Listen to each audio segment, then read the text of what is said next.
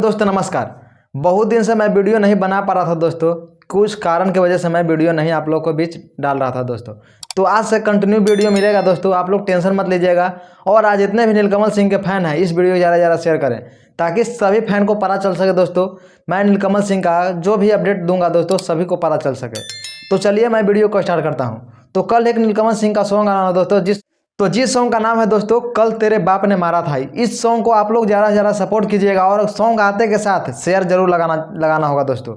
आप लोग से मैं रिक्वेस्ट करता हूँ इस सॉन्ग को ज़्यादा से ज़्यादा शेयर लगाइएगा और इस वीडियो को भी शेयर कीजिएगा ताकि सभी फैन को पता चल सके दोस्तों।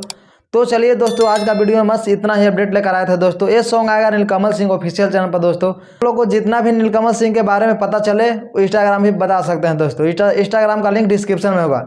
और जो भी आपको सवाल होगा आप लोग कमेंट में कीजिएगा, कमेंट में जरूर मैं रिप्लाई दूंगा और वीडियो के माध्यम से रिप्लाई दूंगा दोस्तों। तो चलिए दोस्तों आज का वीडियो में बस इतना ही, फिर से मिलते हैं अगले वीडियो के साथ। जय हिंद।